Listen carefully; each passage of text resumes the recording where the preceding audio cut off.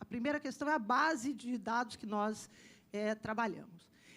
Depois, quando nós falamos, quando eu vejo o Brasil, e principalmente o Estado do Rio de Janeiro, quais são as prioridades na questão da água, eu costumo dizer as 3 prioridades, eu costumo dizer que é saneamento, saneamento e saneamento. É isso que nós precisamos. E aí entra uma segunda questão, que, para avançar no setor, nós necessitamos investir mais, precisamos fazer com que esses investimentos fluam mais rápido e precisamos, depois, também, de ter uma regulação adequada que garanta que esses investimentos não sejam perdidos e que os novos investimentos que têm que ser feitos e a qualidade de serviço que tem que ser prestado seja garantida.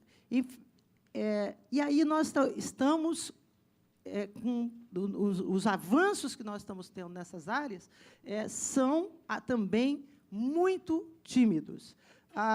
Nós podemos ver que, apesar de ter havido uma mudança de postura que se sente, tanto no governo federal, quanto nos governos dos estados, dos municípios, aquela antiga ideia de que não valia a pena fazer investimento em saneamento, porque cano enterrado não dá voto, hoje já se vê uma mudança de postura, já se vê uma nova posição. Tanto é que o PAC 1 ele teve uma parcela importante dos recursos destinados ao saneamento. A questão é a velocidade com que esses investimentos acontecem. Esses investimentos, dos recursos disponibilizados no PAC 1, cerca de 40% das obras estão hoje prontas. Primeiro, o papel da floresta na produção da água,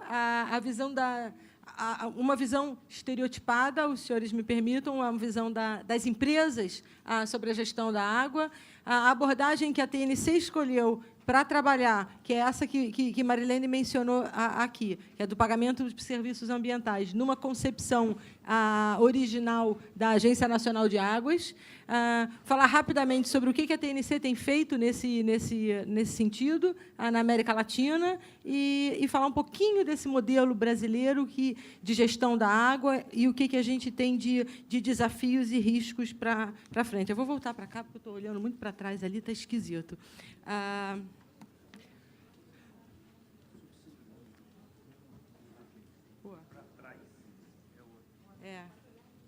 Eu voltei quando eu percebi isso. Para ter certeza, então, que a gente está assim, que a gente está claro de que agora eu não vou saber mais para que lado que a gente tem certeza que floresta tem um papel na qualidade da água. Isso é o gráfico síntese de um trabalho do professor Gerd Sparovec, da Exalc, que mostra no eixo vertical aqui é o que ele mediu de sedimentos e de alguns químicos em alguns riachos na região de Piracicaba. Embaixo, no eixo de baixo, é a largura da APP, a largura da faixa de floresta que tinha ali. Você pode ver que, bem no comecinho do gráfico aqui, quando você tem 0 de proteção de floresta na margem do rio, você tem o mais alto nível de sedimentos e poluentes sendo carreados para esse rio. Conforme você vai crescendo a largura da floresta que protege aquele corpo hídrico, você tem, então, a redução. É uma demonstração do papel. Começar dizendo o seguinte, que se nós perguntarmos assim, a minha mãe, um taxista, uma pessoa qualquer na rua, que história é essa, que movimentação toda é essa em torno do Rio+20, o que está acontecendo aqui e tal, resuma isso aí em 2 palavras, provavelmente a resposta seria alguma coisa assim, desenvolvimento sustentável. Essas 2 palavras, desenvolvimento sustentável, é o binômio mais frequentemente mencionado. E o que significa isso? Para um europeu, um americano, enfim, uma pessoa, um cidadão de um país desenvolvido, desenvolvimento sustentável significa, na prática, um tremendo desafio ético.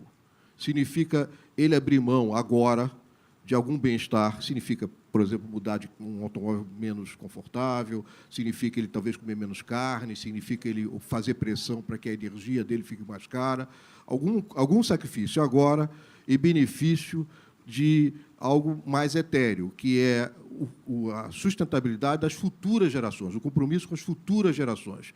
Futuras gerações que não só são apenas os descendentes dele, nem sequer só os descendentes dos parentes dele, dos amigos dele, mas os descendentes de pessoas que ele nem sabe quem são e que vivem em regiões remotas, exóticas.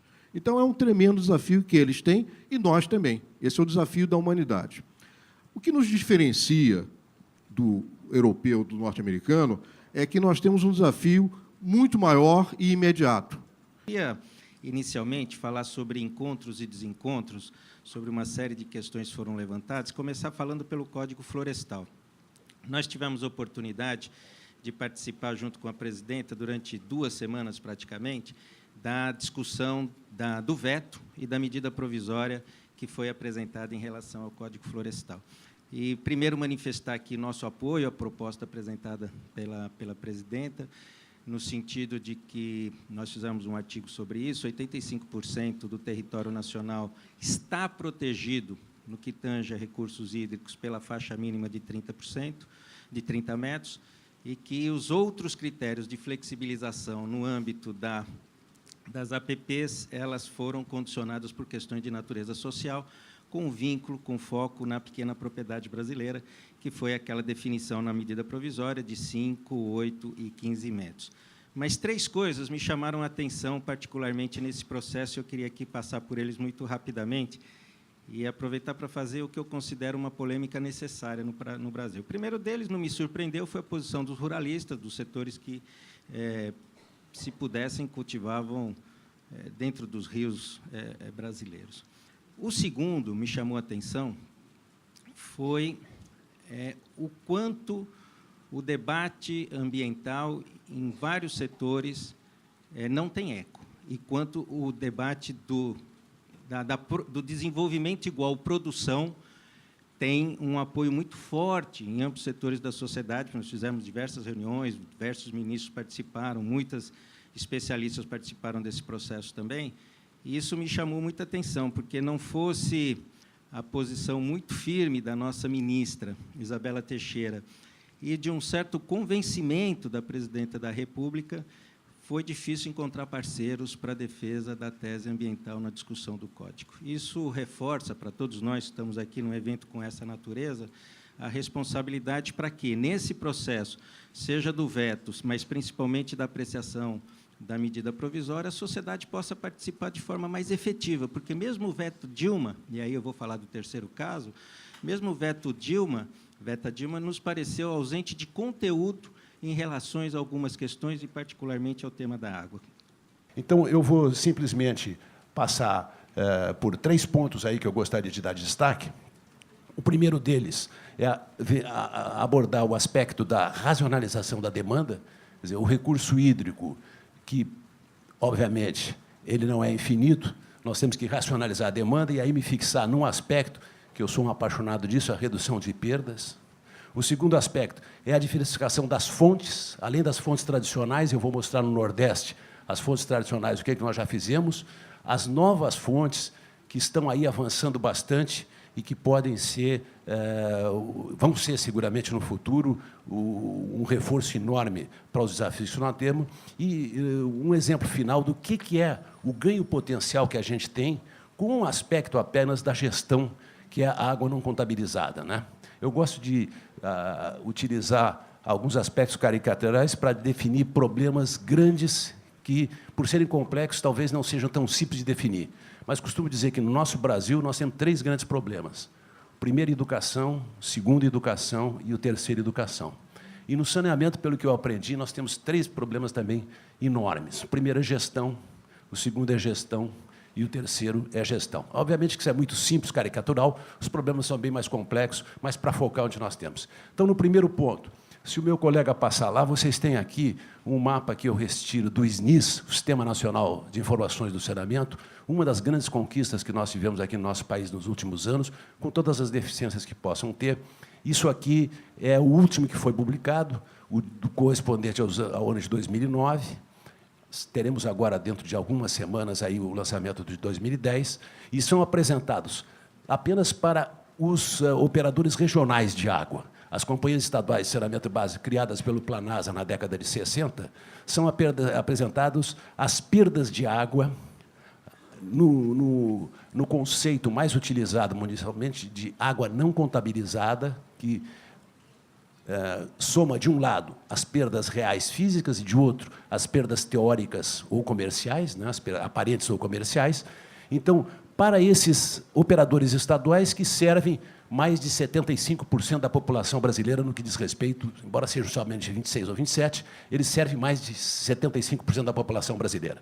Vou apresentar os principais dados aqui de um trabalho que vem sendo feito pela ANA, que é o Atlas, que redundou na publicação recente do Atlas Brasil, que trata como foco principal o abastecimento urbano de água e que teve uma parceria com todos os estados. O Briar foi um participante ativo, a SEDAI aqui, assim como em todos os estados e todas as companhias estaduais, inclusive os municípios participaram de forma muito ativa nesse trabalho, fornecendo as informações principais. A conclusão que já foi comentada aqui, a necessidade de reservação e soluções regionais, que o Nordeste já adota, mas que a gente vai colocar também que isso vai ter que se intensificar no país, e como tratar esses desafios que nós temos pela frente. A primeira questão é a identificação das regiões de escassez, que a gente trata, e aí tem duas cores predominantes, o amarelo, que é a escassez quantitativa de água, né? E os vermelhinhos é onde se superpõem os dois efeitos que a Mônica já citou, que é a quantidade e a qualidade juntas tendo problemas, que coincide com uma relativa com as regiões de cabeceira, onde, em geral, se concentram populações de grande monta. E os vários fatores, né? O Nordeste, tipicamente, o semiárido é a escassez decorrente da baixa disponibilidade hídrica, né?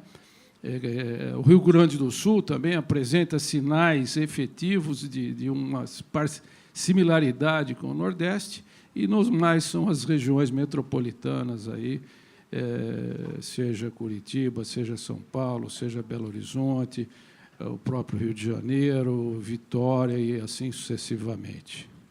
Doutor Lotufo, muito obrigado. Eu quero aproveitar essa oportunidade para, mais uma vez, cumprimentar a Agência Nacional de Águas pelo magnífico trabalho que a agência desenvolveu nos últimos anos na elaboração dos atlas, tanto o Atlas do Nordeste, depois o Atlas de abastecimento urbano e o Atlas de regiões metropolitanas, porque sem esse tipo de informação e sem esse tipo de avaliação, muito pouco se pode fazer em termos de planejamento estratégico, né? Então, é de um valor enorme a contribuição da Agência Nacional de Águas nesse setor da elaboração dos atlas. Eu também gostaria de dizer uma coisa, que eu fico muito satisfeita em os meus dois colegas terem abordado a questão de abastecimento de água quando a gente trata das metas do milênio e das questões de saneamento. Quer dizer, a situação da coleta e tratamento de esgotos no Brasil é tão crítica que, quando a gente tem falado de saneamento nos últimos anos, muito a gente tem abordado a questão da necessidade de evoluir no saneamento, e a impressão que a gente tem é que a parte de abastecimento de água fica meio esquecida, que está resolvida. Quer dizer, a gente já está com 90% da população abastecida ou alguma coisa assim. Quer dizer, parece que a gente praticamente resolveu o problema de abastecimento de água.